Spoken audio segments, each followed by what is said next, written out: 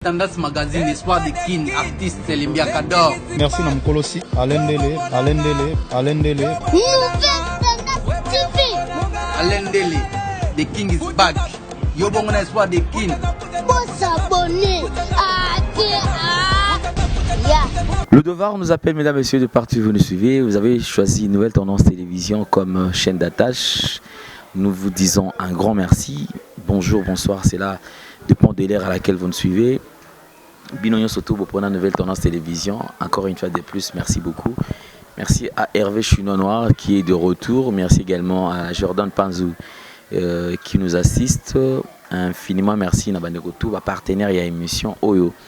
Chancel Memba, Francis Betefe Bonane, Nicaragua, Arlette Tandou, Mère Double, l'impresario Claude Ndombasi, mon vieux Eva Marine Autriche, bon rétablissement. Maloris la Congolaise Malolo. Nous avons Chouchouna Tati, la véritablement femme d'affaires. Et Yadjani Sitachongan pour Tebanga Mituri. Depuis Switzerland, Oza fidèle à l'émission Oyo. Marachel Moussolon et Odilon. Merci. Mesdames, messieurs, alors nous avançons petit à petit. C'est vrai, nous avons un invité sur ce plateau. Ils ont pena analyse pété. Ils ont peut-être mais c'est plus après tous les à côté. Alors, mesdames, messieurs, nous allons recevoir pour vous un journaliste, chroniqueur bien sûr, qui a toujours eu à faire la pluie et les beaux temps aussi. Et là, parmi presse intelligente, à la compter parmi enfin que presse en ligne et l'ongwana étape mingi considéré comme étant presse moria bassesse et poussana na isika oyo presse ezali to ba valeur nango ezali. Alors nous avons sur ce plateau Franck Stema, le patron de Africa Info, le marié. Donc nous allons mon conseil le roi. Mais au moins le roi bien sûr parce que royaume dissous que ça royaume néné, t'as la place est bandit et voilà ils ont c'est tendre malin mais ti et comme on a ici ka oyo nzambe à cause pelato et ça là. Alors, nous sommes là sur ce plateau, na Franck Stema, nous parlons à cœur ouvert bien sûr, après toute cérémonie, il y a l'Ibalanae, l'Obizala Kindoto, le Latinzoto, et voilà, tout l'ongolé na maramba histoire à célibataire. Franck Stema, bonjour. Bonjour l'excellent MC. Na Mikolo, na Bambio Komboana parce que tu as mis tout le monde d'accord. Vraiment, merci beaucoup pour le soutien. Quand on organise un événement, il y a un concours, il y a Bateau Belé. Dans la chaîne, il y a la télévision. Et tout, tant qu'il y a une chaîne, il y a un journaliste, il y a un caméraman, il y a un réalisateur, il y a un monteur, et ainsi de suite.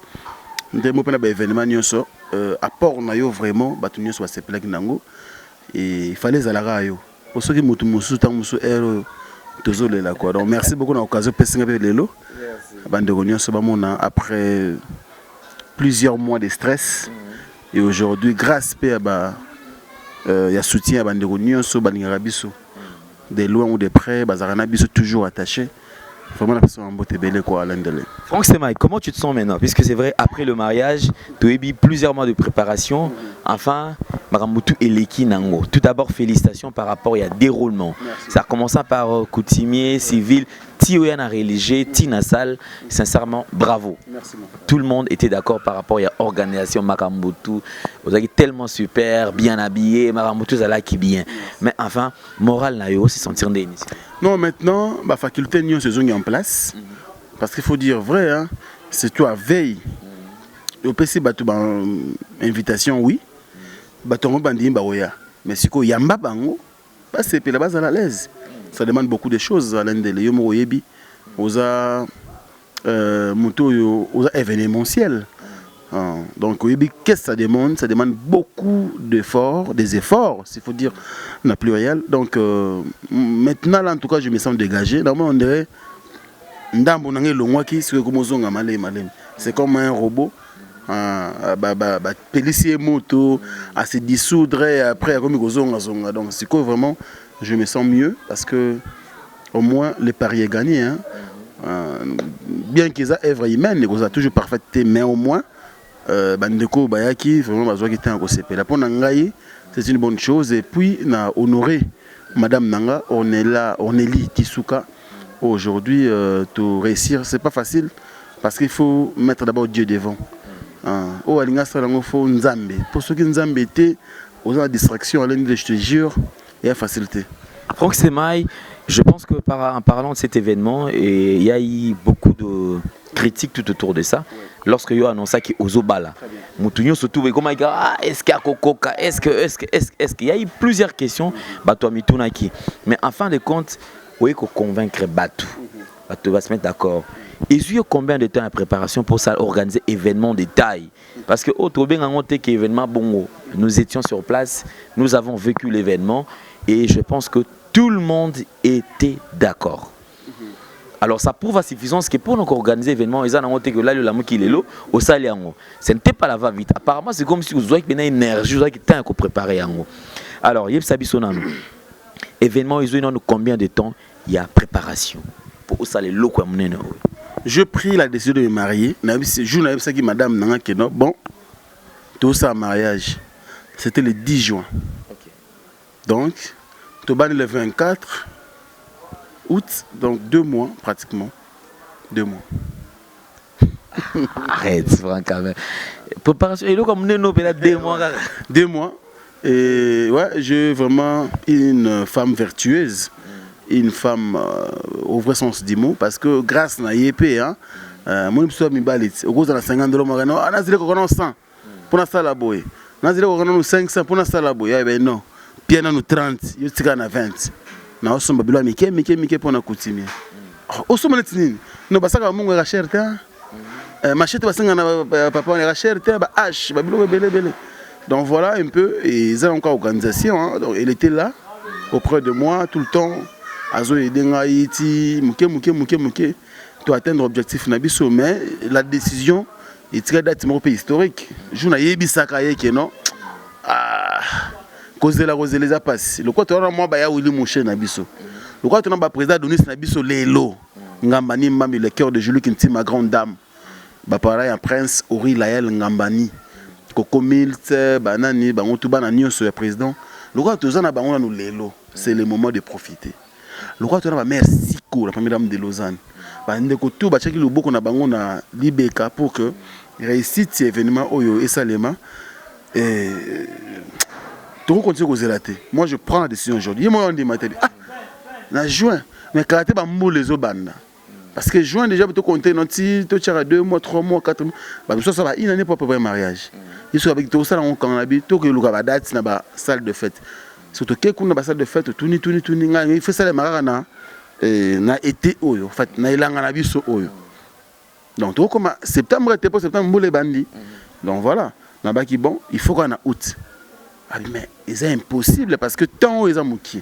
Bon, pesate abi mouki nzambe, azanzambe ya ba possibilité belé. Donc, il va nous aider. Donc voilà, moi de 10 juin au 24 août aussi on a eu le temps de se préparer. Donc pratiquement 2 mois, pas 2 mois. Mais en fait la motivation c'était quoi? Franck Semaï, je pense que Bissonio se tourne tous à bout et vous êtes sans ignorer que ce mot a eu décision. Il y a qu'à s'engager, il y a qu'à bala. Mingi, bah toi tout dans la question. Est-ce que Otondi, Olé Otondi, et Kouloutam se rédia mis à l'oba déjà donc pour Obala, tous à peine ne commence à s'engager le beaucoup. Il faut à peine temps. Il y a quoi que non est à Willy Bengananga et Koki pour Nabala. Mais il y a quelles sont les motivations aux Zouaki pour na Kobala? Est-ce que Zaïka yo fan ni ka la la mo kebi bon na bala na nga to après kota la wi que non enfin na mon PVH na mon pe maramuto en tout cas na mon que c'est maintenant qu'il faut na ça la peut-être na bala. Na on ba âge dans Telendele aujourd'hui en 2018 j'ai 34 ans. C'est beaucoup. Bien sûr. On va parler na biso à l'époque ba no bala ba 18 ans, 22 ans, 25 ans au plus tard. Âge na maman na biso na ndaku, ta musu ba se ba bota ki pe déjà honorer ka mère. Mais biso tout ça vraiment na ba retard rebelle compte tenu il y a conjoncture retour vivre na mboka na biso. Alors tant atali que non na kam na fiancé moko oyo asunga ngai otali nga se comporter et ça bien parce que pas si monsieur la rappelle que on ngo bala moko bala nani. C'est ça aussi le grand problème. Atali que non il est là mais aussi atena na mbongo té en espèces mais j'ai des gens oyo Ce qu'on a ébissé qui n'a besoin de $10. Beta mutu. Arobimisa $10. Donc, motivation qui d'abord, bolingo na portaki na fiancée nanga aujourd'hui madame Dissouka na zakina bolingo na d'abord. Na bim non. En tout cas cette fille mérite vie ba raison musu to ba na télévision té. Mais en tout cas banzira to leki na ye na moni ba sacrifice o ya sala pour nanga. Na zana cadeau au pia été. Ata na pesi ya sombele lupango mais so na bali été lupango wane kozana valeur té. Mais ceux qui ont commis ces femmes légitimes, même vis-à-vis de ma copine, elle a plus de valeur qu'elle a une femme libre, une femme seule. Non, en tout cas, il y a un méritant. Et puis de deux, mariage à l'endel, ils ont une institution divine. Ça veut dire qu'il y a un inspiré. C'est le moment ou pas. Mais pour nous, nous avons permettre qu'il y ait un moment où. Parce qu'il faut dire, il y a un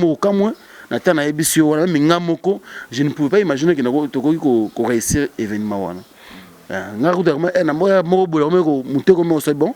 Tout ça, la coutume civile, religieuse, et zélanan. Il y a des comme. Mais toi, on a l'art, donc Dieu sait comment soutenir Rabat Anaï. Donc, motivation, c'est là où on a habité et où tu es capable de c'est Dieu qui m'a motivé et il était là pour me soutenir, moi je crois. Parlons maintenant de cet événement, puisque c'est vrai, Franck Stémaï se décide enfin, il y a qu'on soit salle pour organiser une soirée ou à recevoir différentes personnes venant de part et d'autre pour quand même partager un petit moment et puis partager peu moins des ala kaka moi elo akolia ya komela olué pe salle batubaye pe na kati ya salle. Franck Stémaï, parlons tout d'abord il y a lit aux alanango par rapport il y a la presse en ligne. Très bien. Nous avons constaté que le long et la soirée nayo il y a eu beaucoup de journalistes qui ont été absents. Mais bizarrement presque chaque table et ben est porté combo il y a site internet mokoboy. À table ceux qui me collent en zate, mais dis-moi le site était là. D'où est venue cette idée à immortaliser tout et à valoriser les sous-sous métiers et après son. Très belle question Lendele Nangaruna Tina. Il faut dire une chose, notre métier surtout nous avons créé nos branches où il y a médias en ligne. Na mboka na biso ezala considéré. Même ceux qui nous regardent, na minute bana poto, bana Bangola, bana Afrique du Sud, ba mona biso ba jo ba sa TV. Ata sala kana mabe, maleka alendele. Ata sala kana mabe. Mais comme sala kana na TV mon peu moins suivi, et na audimak ta mukie, mais pour na bato batala biso dans le monde, ba bi que non, Joanna en tout cas azaka na valeur ko le calendele. Alors biso pe de notre côté, il faut te bunda parce que l'endele c'est comme bundelité. Na vie mutako bundelo azati. Alors fait wana ngai média on a salé na radio, on a salé na radio je crois radio radio Belé Africa FM et puis BRFM, on a salé na radio centrale et pas boss na ngai Thierry Monsenempo.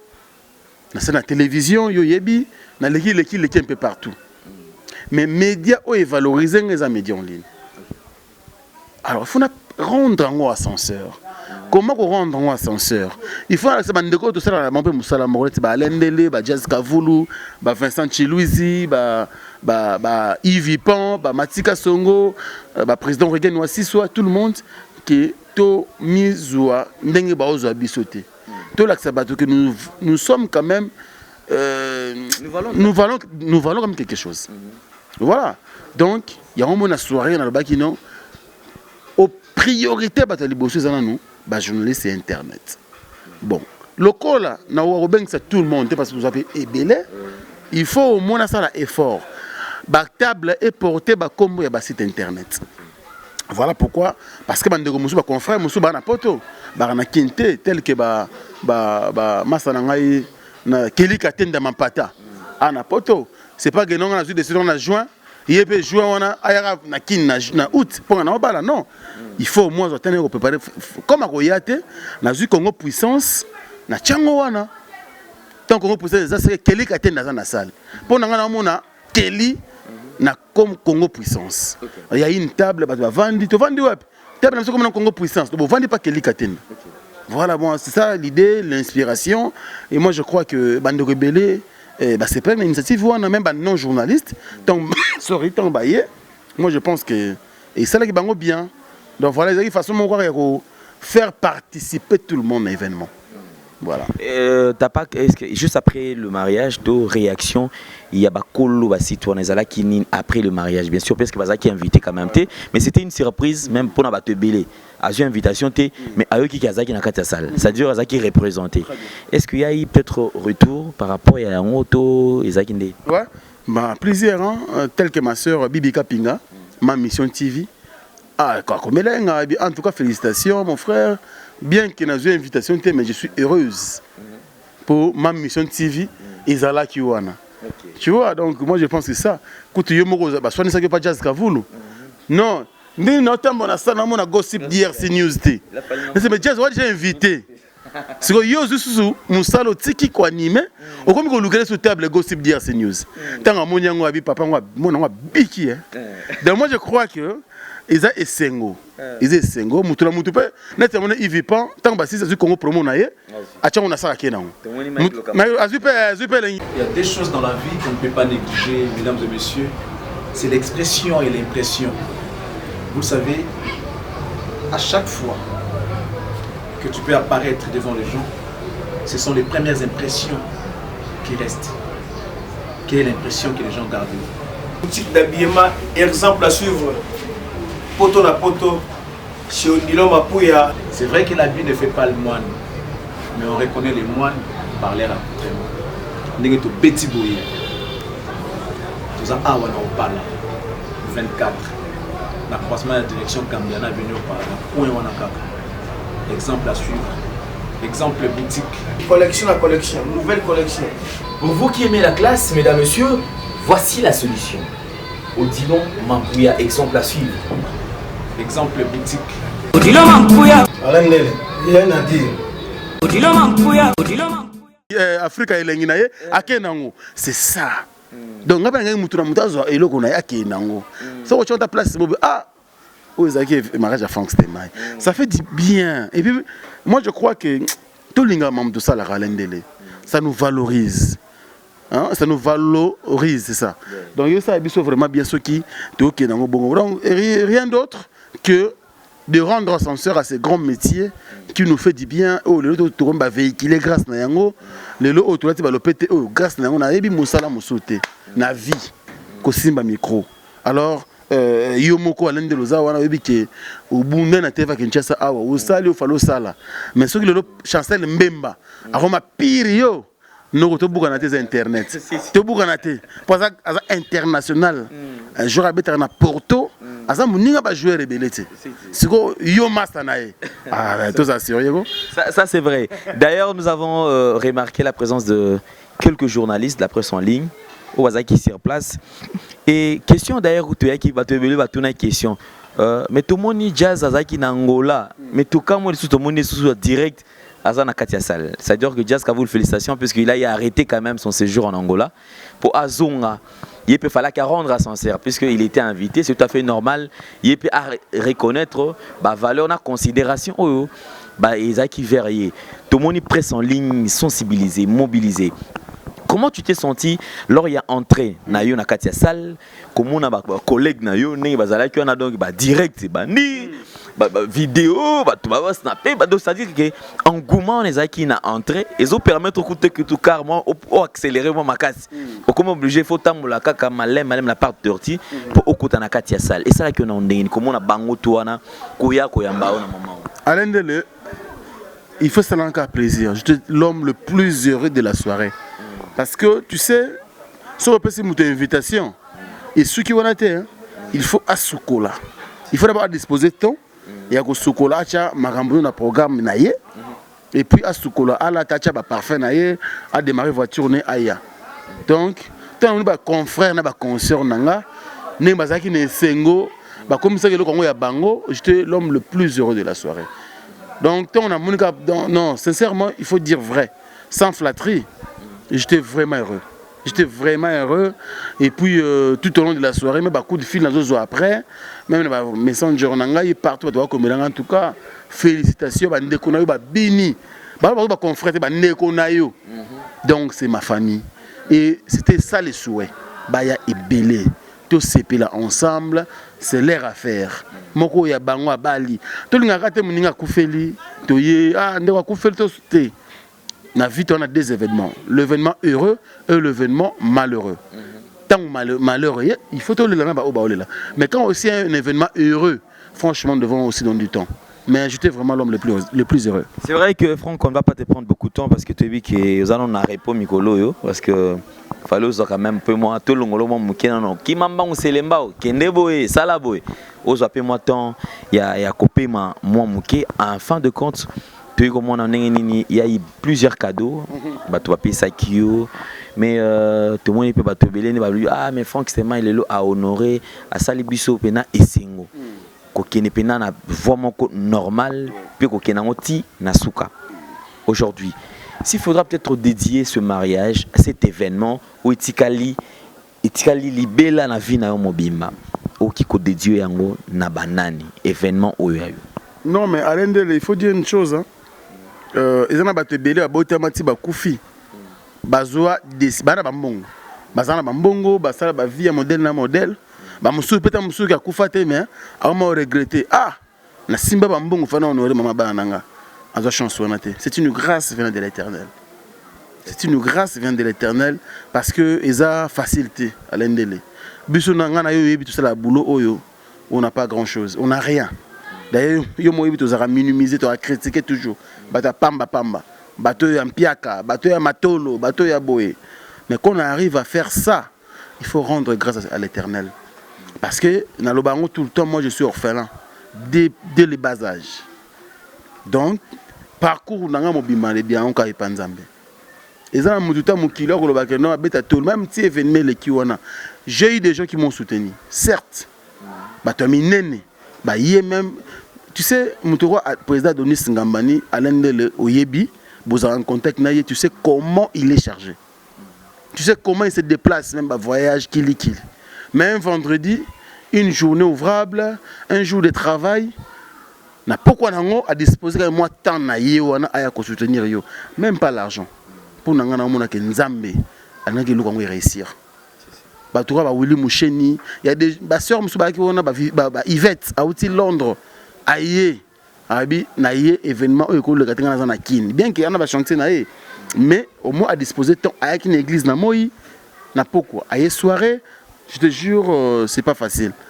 Ngana le barage non événement na dédié encore epanzambe parce que yem ta sali ki même bateau ba chebiso maboko événement réussir même ba Alain Mwaka patron ya G1 ti ba disposer temps ba en bonne santé pour programme ya na bango mutu musu e bandeko musu ba ya roje kinkani abongisa veste costume à danger abongisa ba sapato mais to komi à veille ya événement a eu problème a eu matanga ayaki te sikoyo aux hommes nyonso wana ils ont volonté nzambe mais bandeko nous va concourir pour que même Alain Dele yo na cheka na programme depuis mais surprendre le même jour père yo mto oza commandant au kumba soirée soko za ki malade c'est mon frère na royate événement peut ngita mso échouer peut-être parce que parler yonde au kumbelager donc pour répondre à ta question ngai na dédier ka soirée événement mobimba oyo ko banana coutumier civil et religieux soirée dansante nyoso wana de dion epa nkolo nzambe pour une pesi bande ko nyoso makasi apesi bango souffle de vie apesi bango bozui même ya ko kota na western na ba mère siko wana la première dame de Lausanne motema ve Gobelisha grand prêtre ba parent André Diallo wa un enfant pas comme les autres apesi makasi ba vina nga ba Timbo na kata Suisse à côté western na Zoaboy pour yebika les événements ya monene ba vina nga mavu ba vu bens motema ya Dina. Ça dit marambo a danger pour que marambo kende bien. Merci Franck. Ba bili merda donc mon remerciement c'est tellement belé. Toi ça vous te belé. Toko mawana. C'est là-haut. Bango alors mesdames messieurs aimons-nous vivants, je pense que l'événement est passé. Il y a notre confrère, notre frère qui commence une nouvelle vie. C'est vrai certainement il y a toujours quand même il y a pas que de roses, il y a aussi des épines mais nous souhaitons ce qui est plus de roses que de épines. Donc Kolonzambe assister le sous na vie et surtout parce que Dieu honore ce qu'il honore. Comme lui, il a honoré moi Sinaï, Nzambe a honoré Bango. Nous sommes arrivés pratiquement à la fin, et puisque l'émission c'est à cœur ouvert, bien sûr, et nous disons un grand merci également à Vieux Roger Kinkani, qui nous aide toujours et puis qui nous soutient de temps à autre. Merci à nos partenaires Nyonsotou. Ma partenaire Nyonsotou au bas soutien Kabiso, en commençant par Chancel Mbemba. Il y a Roger Deymampouya, l'impresario Claude Ndombasi, il y a Janice Tachungan Poutoubangamitchour depuis Suisse-Irlande. Il y a Odilo Mampouya, exemple à suivre, Rachel Moussolongo, Maloris la Congolaise Malolo, Chouchouna Tati, la véritablement femme d'affaires. Et Bandeko tout, au Bazalarana Bisso et Longo, nous vous disons sincèrement merci pour la Bosala, pour nous soutenir à Bisso. La corporation Mobimba ya presse, nous avons sous merci parce que, en tout cas, l'accès est bon. Ceux-là, qui ont invité, tout le qui a saleté. Je pense que à bas la polémique, ils ont peut-être aussi jeté. C'est-à-dire qu'ils ont d'une manière ou d'une autre, et surtout que dans le moment où ils ont chargé. Mais qui merci, tous allons toujours Nabomoko. L'émission c'est à cœur ouvert. Nous allons chuter pour nous dire au revoir. Mon vieux Vamoiri, merci beaucoup. Alors, nous remettons le micro à Yemoko, Franck Stemay, ceux qui sont les patrons de Afrique Info. C'est lui qui va désannoncer cette émission d'ailleurs. Donc, il y a mais déroulement avant tout ce qui ça. Il s'appelle ça qui est le non, mais il y a autre question par rapport à choix à parrain, parce que beaucoup en parlent. Choix à parrain, fiston ça c'est ma finga. Aujourd'hui c'est mon papa, parce qu'il faut dire vrai, il y a maman Véro Ngiaba, ils ont beaucoup fait. Pour que l'événement au PLK, au moins les parrains ils font responsable. Bien sûr. Ils font responsable et ma finga ça c'est fiston. Vraiment ici qu'à bazan zamba battre la bango, babundi pour que l'événement le bien. Basali ebele, mais va conseil na bango. Surtout madame Naé, Azagi toujours na madame Nanga, tout le temps dans la course, banini. Franchement, celui na si c'est mieux sans pourtant, na remercier bango et puis boyebi na cadeau na et. Donc ba faroté, ba président de Singambani, ba ya Willy Moucheni, ba te belé. Même ba Jazz Kavoul ba farotaki. Mais ce que ya banga na clôturer tant que parent. Ah mon que mbula ya ba franc congolais, ya sika sika. Et puis na souka nango na donc na episode na film nga tant mère azolo ko tanga ma vera ke nango tanga sisika ko lokota mbongo na apesi madame ça que tondaki ya ça que tondaki et après ça abi Fleuve Congo Hotel alors asalenga surprise on a commis na Fleuve Congo Hotel yemo ko nzoko na moya zalaki déjà kuna sans pourtant nga na yeba donc je crois bande une photo na Facebook yemo ake azui bandeko basala kuna ba décorer chambre assomme ba champagne assomme ba biloko nyonso basala tout ce qui est romantique en fait donc asaliango na volonté na 100% na temps afungoli chambre to koti ko to mère na ebita bimisa ya miso donc c'est pour dire que muto sa makambongo ya bien bazo forcer été c'est l'amour ou ya porter na biso donc je lui dois beaucoup du respect. Non. Moi je connais la personne. Tant on a côtoyé déjà na comédie bazar. Mais comédie le quoi ça ninga beaucoup la raba na ye, ninga za na foyer na ye, ninga za na vie akumbela la vie. Non, c'est un homme à part. Nga vision na ye wana et puis il m'a beaucoup inspiré. Na yebi ke bilo mustoro na télévision mais je lui dois beaucoup de respect bandeko tout à travers le monde. Va comprendre qu'aujourd'hui, c'est vraiment un responsable qu'il faut respecter. Quoi. Merci beaucoup, le responsable Franck Stemay. Alors, nous allons finir cette émission. Question quand même Nati qui est là parce qu'il y a des gens qui t'ont soutenu. Ouais. Et c'est un peu rendre Bango sincère quand même, au reconnaître Bango. Nati le cas micro. Merci Naya Willy Moucheni, Code Mondial. Merci à le président Adonis Ngambani, le président intelligent. Il y a Julia Kitima. Merci à Fisson Saïsa, le comédien patron. Pour Nyon Soutou Salaki. Et puis, Maman Yvette Mbia, depuis Sepembote Sikayali, pour le soutien naé, Batouaza et Belé. Merci à Hervé Chinois Noir. Alors, Franck Stemay, Malobamboka. Merci. Merci beaucoup, Pilov, l'intellectuel. On est dans les bons. Ça veut dire que Moussala Oyo Bandekbo Ebake, tout ça, par plaisir, Moi, je crois que bande rebelle bakanza qui nazolo batek pour na misala soki ndenge nini, mais au moins il est bien na concours à Batebele. Je crois du côté organisation, Alain Mwaka patrouille à G1 salon G1 salon Alain Mwaka G1 bazaki wana Masadanga IP Yann Aloma ba Flying Tangu bandeko tout o ba bundaki pour que soirée réussir, merci na bango. Et puis na bino tout ba internaute, surtout ba abonné Africa Info bandeko à travers le monde. Hein? Depuis Chine, on a pensé na seba S perfecto. Hier, on a Italie, on a France, il se déplace souvent. D'ailleurs, là-bas, non, nous avons une église, on a une pièce église, donc grâce à seba S perfecto, j'aime être reconnaissant dans la vie. Donc, on a perçu un mot tébélé sikoza, bravo. Et puis félicitations aux Arosala pour Franck Stemay. Et puis, on a jamais. Jamais, alors, jamais. Mon vieux, bien sûr, héritier, Motema Cachemire à Lyon. Merci beaucoup pour votre soutien. Pourquoi pas Otis Wayaki à Londres. Merci beaucoup. Pas Chaber Nzongo na Grèce. Chaber Nzongo. Il y a un beau-frère qui est au côté. Pourquoi pas Anna Maïtidi. Anna Maïtidi. Voilà, vous savez, mais toujours, vous aussi la tête. Chicha Mabouana. À Paris, merci beaucoup. Chinois Noir a CPL quoi dans les bons. Et merci beaucoup également. Il y a Roger Kinkani. Mes sincères condoléances. On est endeuillé, mais ça volonté Nzambe. Nzambe me tape 50 ans mutazwaka. Il y a Roger Kinkani courage. D'autres Kinkani courage. Charline Pakalingomba.